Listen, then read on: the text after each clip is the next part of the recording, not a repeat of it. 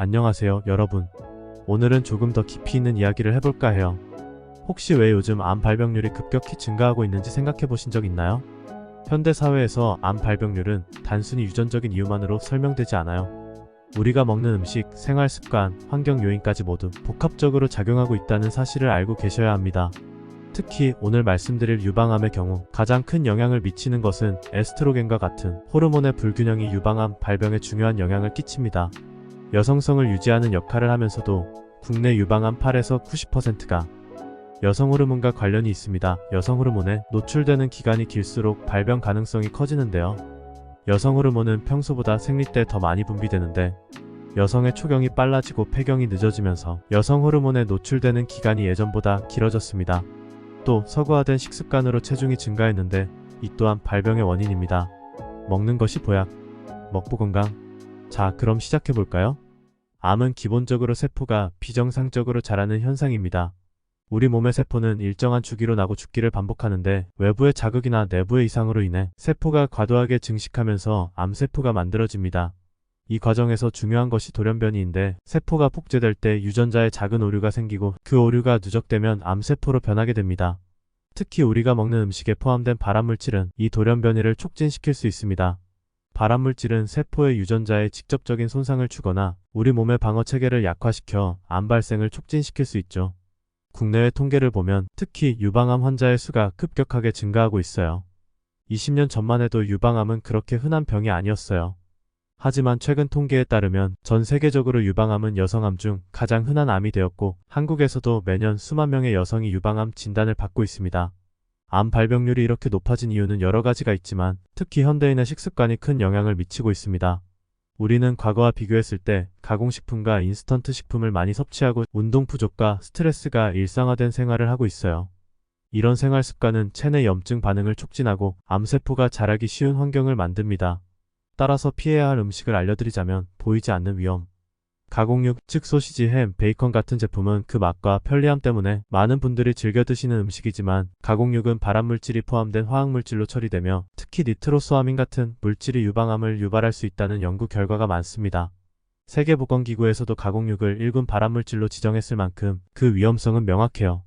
가공육을 자주 섭취하는 사람들은 그렇지 않은 사람들보다 암 발병률이 최대 30%까지 높아진다고 해요. 특히 유방암은 호르몬에 의해 영향을 받는 경우가 많기 때문에 가공육 섭취는 이러한 호르몬 균형을 깨뜨려 암 발생 위험을 높일 수 있습니다. 당과 유방암의 상관관계를 보면 단순한 단맛 이상의 문제가 있습니다. 설탕이 든 음식, 특히 고도 가공된 당을 지속적으로 섭취하면 체내 인슐린 수치가 급격히 상승합니다. 이는 우리 몸에서 염증 반응을 일으키고 암세포가 자라기 좋은 환경을 만들어버립니다. 설탕이 많이 든 음료, 간식은 특히 위험합니다. 연구에 따르면 정제된 당을 많이 섭취하는 여성은 유방암 발병 위험이 높아지고 특히 유방암 환자들의 재발 위험도 증가합니다. 단순히 당을 끊는 것이 아니라 당이 많이 들어간 음식을 피하고 천연당이 들어간 과일이나 채소로 대체하는 것이 암 예방에 중요해요. 우리의 건강을 위협하는 암 유발자, 트랜스 지방. 트랜스 지방은 우리의 일상에서 흔히 접할 수 있는 지방입니다. 패스트푸드, 튀김류, 그리고 상업적으로 만들어진 과자나 케이크에 많이 들어가 있어요.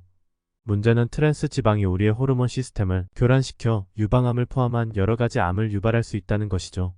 트랜스 지방을 많이 섭취하면 우리 몸에서 염증이 발생하고 특히 유방암과 관련이 깊은 에스트로겐 수치가 높아집니다. 결과적으로 유방암 발병 가능성이 커지는 거죠.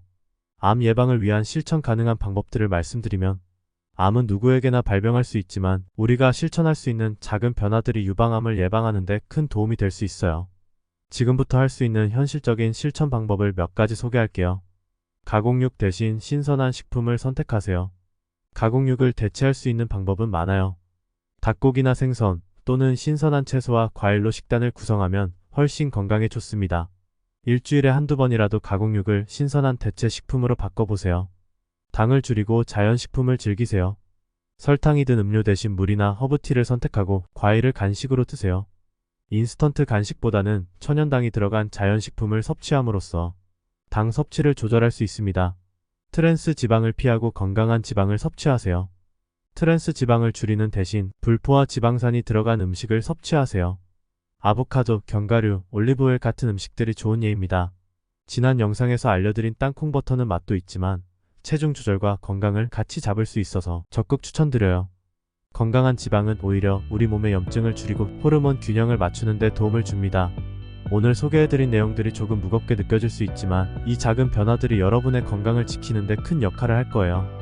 아직 젊어서 건강하신 분들도 점점 나이가 들면서 꼭 건강을 생각할 때가 올 겁니다. 아무도 말해주지 않는 건강 챙김과 암 예방의 방법, 오늘부터 실천해보는 건 어떨까요? 유익한 영상을 계속 보시길 원하시면 구독과 좋아요 부탁드려요. 댓글로 여러분의 건강 비법도 알려주세요. 먹는 것이 보약. 먹고 건강은 여러분의 건강을 지키는 데 함께하고 싶습니다. 여러분의 건강을 진심으로 응원합니다.